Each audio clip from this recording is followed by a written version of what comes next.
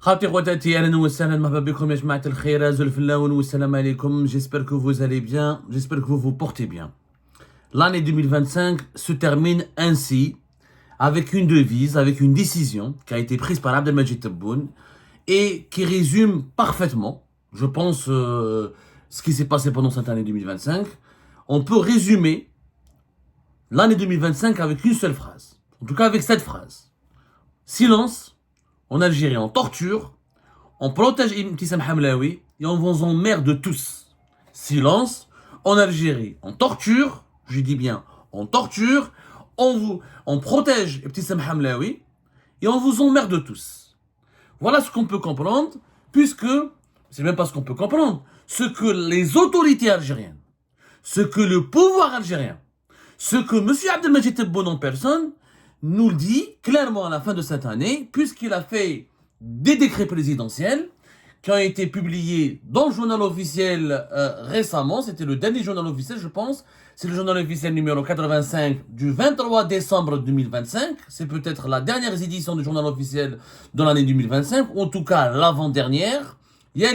Dans cette édition du journal officiel, il y a deux décrets présidentiels qui ont été signés le 10 décembre 2025.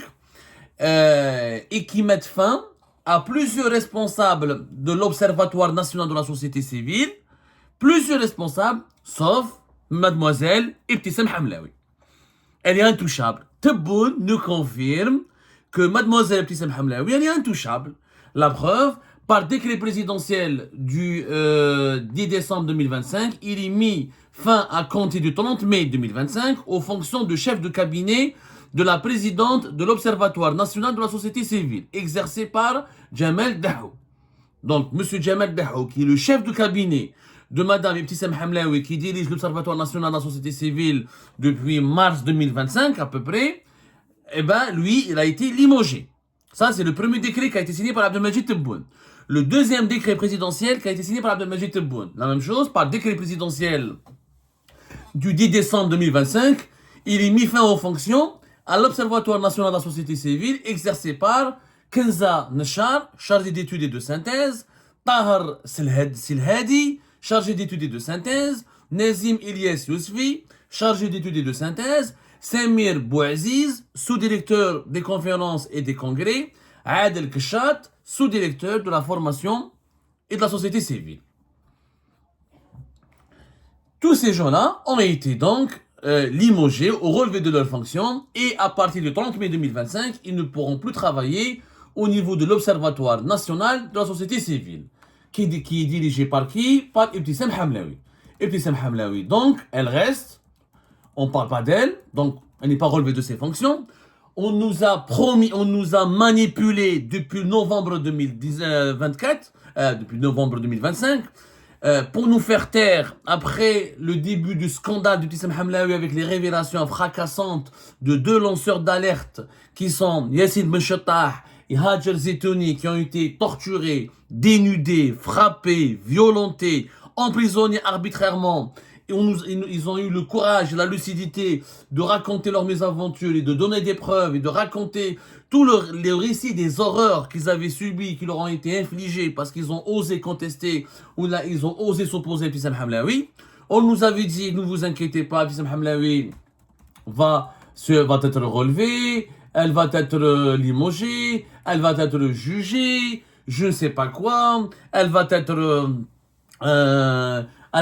sanctionnée. Rien de cela n'a pu voir le jour. Rien de cela n'a vu le jour. Rien de cela ne s'est accompli. Rien de cela ne s'est concrétisé. Ibtissam Hamlaoui, Abdelmajid Tebboune le confirme dans deux décrets présidentiels.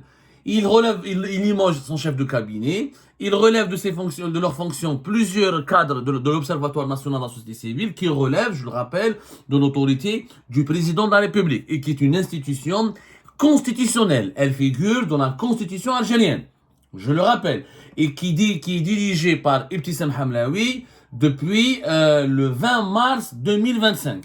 Et malgré tous les scandales qui entourent cette femme, ou cette demoiselle, âgée de 43 ans aujourd'hui, et ben, elle a demandé, je le rappelle, Yassine Benchattah, il est en Algérie depuis le 19 ou le 18 novembre 2025, ça fait plus de un mois. Yassine Benchattah, Il s'est rendu aux autorités algériennes. Il s'est rendu au service secret algérien. Il a témoigné. Il a, selon mes investigations, il a été auditionné pendant plus de 48 heures. Il y a eu presque 20 PV. 20 PV. C'est-à-dire un dossier d'une dizaine de pages. Yassine Benchettah, l'ancien chef de bureau de la wilaya de Skida, du Croissant Rouge algérien, il a Touré, qui était l'un des plus proches collaborateurs de, comment on appelle, du petit Sam Hamlaoui de 2023, notamment en 2025. Il a tout raconté. Il a tout raconté. Il a raconté les problèmes de corruption, les problèmes de mœurs, les problèmes d'immoralité, les prises, les conflits d'intérêts, les détournements d'argent, le népotisme, le favoritisme, l'instrumentalisation politique du Croissant Rouge. Il a tout donné au service secret algérien. Il leur a tout donné. Il y a un dossier d'une dizaine de pages. Il avait des preuves, il avait des indications, il avait des documents, il a été témoin oculaire. Je dis bien, il a été témoin oculaire. Donc, franchement, il a fait son devoir. Il n'a pas fui, il a eu le courage. Je ne sais pas dire si c'est le courage ou on a une folie suicidaire. Parce qu'aujourd'hui, j'ai l'impression que Yassine Benchettah, c'est plus une folie suicidaire qu'un courage, que du courage. Il leur a fait confiance. Très. Il a mis son destin. Il a remis sa vie entre leurs mains. Pendant, je le dis, je le répète, presque 20 PV. Presque 20 PV ont été dressés. Ont été établis. On lui a enlevé le passeport. On lui a retiré le passeport. On l'empêche de quitter le pays. Et il ne peut pas s'exprimer. Il n'a même pas été réhabilité au sein du Croissant Rouge algérien. Selon mes informations, selon nos investigations, il ne travaille toujours pas.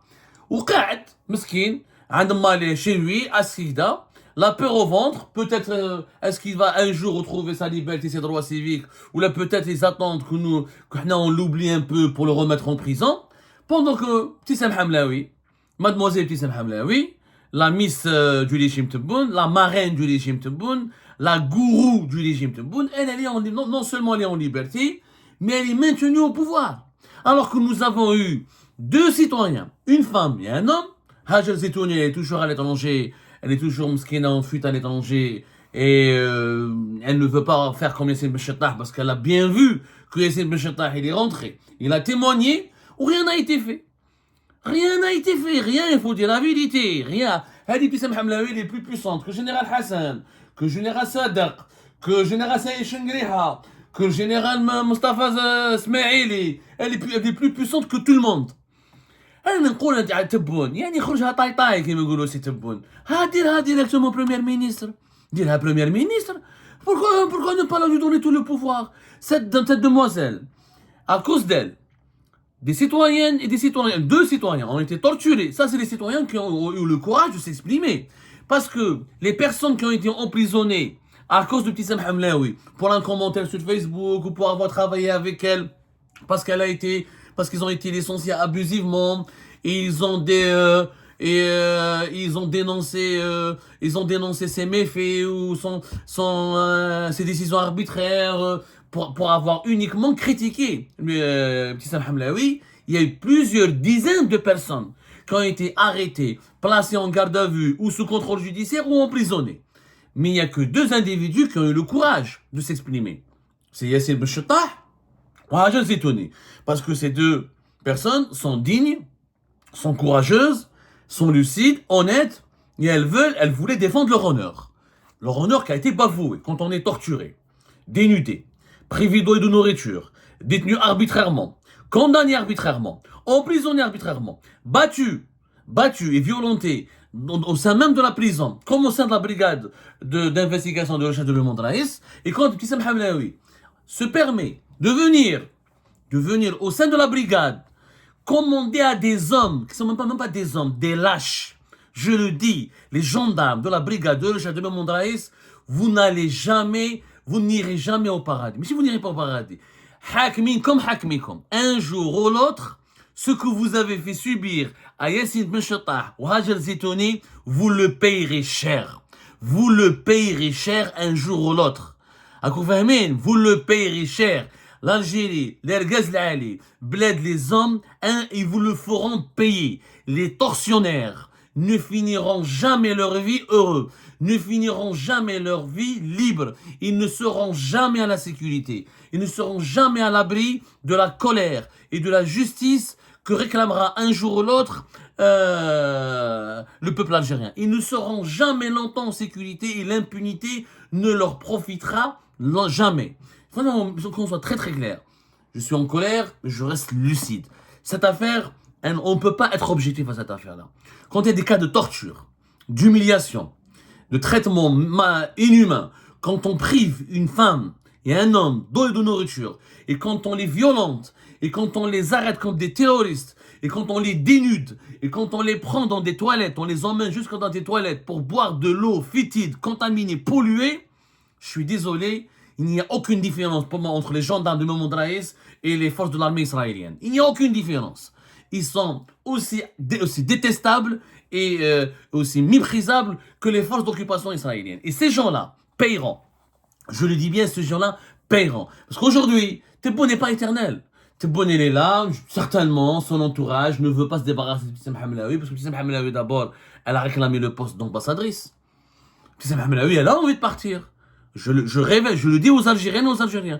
Ibtissam Hamlaoui, elle veut partir. Parce qu'elle sait que Khlas, elle a été grillée. C'est une carte qui est brûlée maintenant, Ibtissam Hamlaoui. Elle ne peut pas apparaître au public. Les Algériens la détestent. Les Algériens, lequel elle se promène en public, capable, elle peut être lynchée. Parce qu'elle est à l'origine de torture, d'actes de torture, de maltraitance qui ont été infligés à deux pauvres citoyens qui ont fui leur pays, dont l'un s'est rendu aux autorités de son pays et qui est aujourd'hui, encore une fois, en liberté conditionnelle et surveillée. Et qui risque... Oui, Yassine Benchattah, vous allez voir. Yassine Benchattah, en 2026, ils vont le remettre en prison. Ils vont le remettre en prison. Je vous défie, si nous, les journalistes indépendants basés à l'étranger, si on arrête de parler de cette affaire, 3 mois ou 2 mois, vous allez retrouver Yassine Benchattah en prison. Et je vais parier avec vous ce que vous voulez. Leur objectif est de faire taire définitivement Yassine Benchattah. Ils ont réussi. Ils l'ont neutralisé, il est en Algérie, à Skikda, ils lui ont enlevé son passeport, il est complètement neutralisé, etc. Ou Haja Zitouni, marmia à l'étranger, je sais pas où, Meskina, Bentenes, une femme toute seule, après avoir été torturée, violentée et humiliée, elle est perdue, abandonnée, privée de famille, privée d'horizon, donc elle est complètement brisée. Donc leur objectif, si nous on se tait, si certains activistes ou journalistes réfugiés ou établis à l'étranger se taisent, ils finiront par emprisonner Yassine Benchattah et par essayer de capturer par tous les moyens possibles Haja Zitouni. Ils veulent protéger Ibtissam Hamlaoui. Le régime Tebboune veut la protéger. Il veut pas la et elle-même elle veut pas rester. Mais il peut pas la nommer ambassadrice. Là, s'ils la nommeront ambassadrice, classe, la rue va se révolter. Une femme de mœurs légères, impliquée dans des affaires de torture, d'instrumentalisation politique de la justice algérienne, d'instrumentalisation, de manipulation et d'influence malsaine sur les services de sécurité. Si du jour au lendemain elle est nommée à l'étranger, là la rue risque de se révolter. Donc qu'est-ce qu'ils font? Depuis le novembre 2025, ils essaient de nous manipuler. Voilà, on demande à Ibtissam Hamlaoui de disparaître de la scène publique, de disparaître, de ne pas faire des apparitions publiques, de ne pas être médiatisée, de ne plus parler, alors qu'elle occupait les devants de la scène médiatique jour et nuit. Elle avait une équipe de journalistes qu'elle monnayait, qu'elle payait, et Yassine Benchattah et Haja Zitouni ont donné tous les faits vérifiables sur ce sujet pour apparaître dans tous les GT. Elle se faisait belle, elle multipliait les salons de coiffure, et voilà, la belle blonde qui apparaît dans tous les JT, dans tous les reportages de télévision algériens, ma pro Tebboune, c'est le meilleur président du monde, c'est le prophète quasiment. Donc, elle voulait devenir ministre. Avant cette affaire, avant ce scandale, elle voulait devenir ministre. Et au départ, elle voulait le ministère de la Solidarité nationale. Ensuite, elle a eu plus d'ambition. Elle s'est dit, moi, je suis puissante, j'ai de l'influence, je connais tous les membres du cabinet de Tebboune, je les fréquente, j'ai de l'influence sur eux. Donc elle voulait pas se contenter du ministère de la Solidarité nationale. Elle voulait un poste plus prestigieux, genre le ministère de la Santé, ou un autre ministère plus important. Ensuite, quand le scandale est éclaté, elle a compris que sa carrière, elle est bousillée en Algérie, qu'elle ne peut pas faire d'apparition. C'est ça le problème du régime Tebboune, c'est qu'il ne peut même pas. il ne peut même pas mettre en avant Ibtissam Hamlaoui. Tebboune ne peut même pas demander à Ibtissam Hamlaoui d'aller animer une réunion publique, un meeting, ou une conférence, ou un événement public, ou organiser. Elle sera insultée, elle sera bombardée, parce que ces scandales ont dépassé toutes les limites. Elle a suscité, c'est la personnalité la plus détestable dans l'année 2025. C'est la personnalité qui a suscité la plus grande controverse et qui a soulevé une vague d'indignation, un tsunami d'indignation à travers ses comportements, à travers comment elle a manipulé, comment elle a transformé la gendarmerie nationale, une brigade de la gendarmerie nationale et un tribunal judiciaire de Mandaraïs en une pratiquement en salon de coiffure ou là en salon d'esthétique ou là elle les a transformés, elle a transformé les gendarmes ou les juges en boys, des boys à son service. Je dis bien des boys à son service. Là, les Algériens sont complètement choqués. Kerhou de ce passage de cette demoiselle qui est devenue du jour au lendemain, sans aucune compétence, sans aucun mérite, aucun au moins, elle avait des diplômes, elle était une médecin brillante, on a tout révélé, documents à l'appui, 5 sur 20, avec des notes 5 sur 20, elle n'a même pas de diplôme, elle n'a jamais exercé. Elle n'a aucun mérite, si ce n'est qu'elle est une jeune femme, belle et jolie, et qui correspond au goût de certains mal dirigeants algériens, frustrés, aveuglés par leur frustration et incapables de gérer leurs pulsions. Il faut dire la vérité. Il faut maintenant, à un moment donné, qu'on casse les tabous. Je veux bien ne pas parler de la vie privée des dirigeants algériens, je suis très respectueux, je suis très pédagogue, je suis dans la déontologie absolue, mais quand on en vient à torturer des citoyens, à transformer les gendarmes en laquais, à transformer les juges en valets au service d'une demoiselle protégée par les conseillers, les collaborateurs les plus proches du chef de l'État, c'est bon. C'est un scandale inouï. Des massacres l'histoire de l'Algérie. Ni à l'époque de Bouteflika, ni à l'époque de Mohammedienne. Durant tous les régimes précédents, il y avait des femmes, des courtisanes, des demoiselles qui avaient accumulé un certain pouvoir d'influence, qui avaient certains privilèges, parce qu'elles fréquentaient, parce qu'elles avaient des liaisons avec des hauts responsables du pays, parce elles avaient utilisé leur féminité de façon machiavélique. Mais à ce niveau-là, avoir une femme qui torture, qui oblige les autorités, qui contrôlait toute une brigade de la gendarmerie, qui contrôlait tout un tribunal et qui a mis en prison et qui a ordonné l'incarcération ou qui a brisé des dizaines de personnes, ça c'est du jamais vu. C'est du jamais vu. L'affaire de Ibtissam Hamlaoui, c'est du jamais vu en Algérie. Et maintenant, Abdelmajid Tebboune nous dit, je vous emmerde, je le protège cette femme. Pourquoi il la protège? Parce qu'elle a des dossiers sur eux. Parce que si Ibtissam Hamlaoui, elle est limogée, elle va parler. Elle a des vidéos, elle a des photos, elle a des dossiers. C'est une bombe à retardement, cette femme. Cette femme, c'est une bombe à retardement. Et elle va exploser un jour ou l'autre à la figure du régime Tebboune.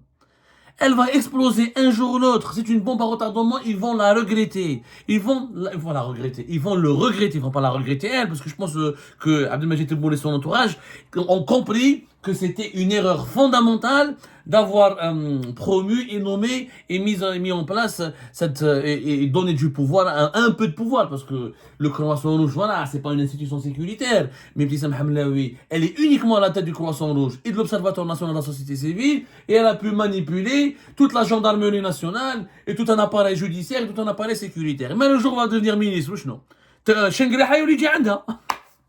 أنا نقول لكم la vérité.